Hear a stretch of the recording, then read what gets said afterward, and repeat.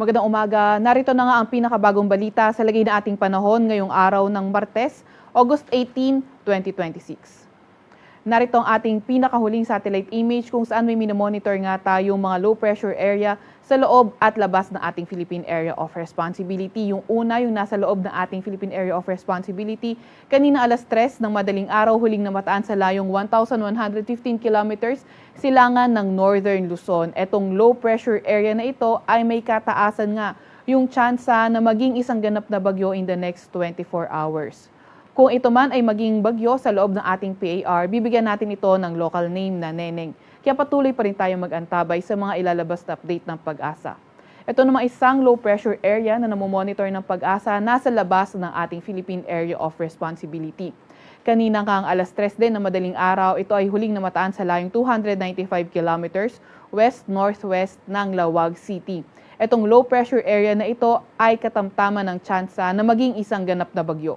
Ganun pa man ay hindi naman natin ito inaasahan for now na papasok ng ating Philippine Area of Responsibility bagkus ito nga ay kikilos papalayo ng ating landmass.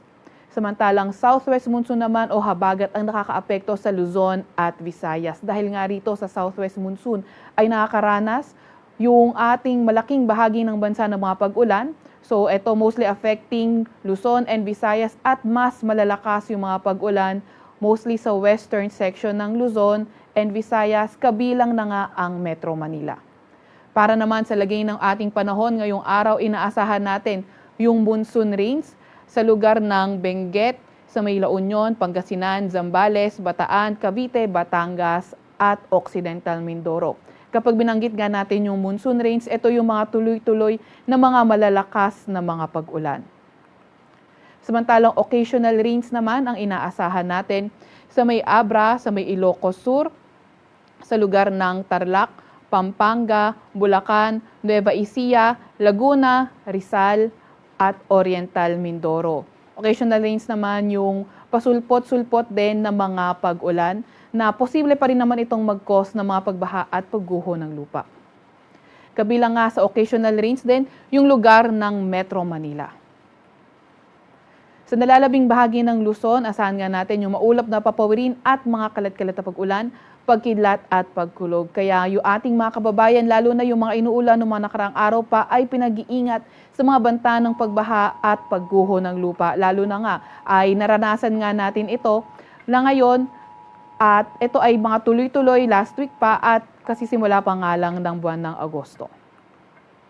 Agwat naman ang temperatura ngayong araw sa Metro Manila ay 24 to 28 degrees Celsius.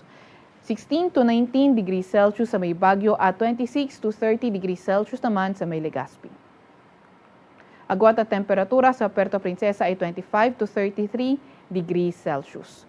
Para naman sa lagay ng panahon sa Visayas at Mindanao, asahan nga natin sa may Antique yung occasional rains, at maulap na papawirin at mga kalat-kalat pa rin ng mga pag-ulan, pagkidlat at pagkulog sa Negros Island Region at nalalabing bahagi ng Western Visayas.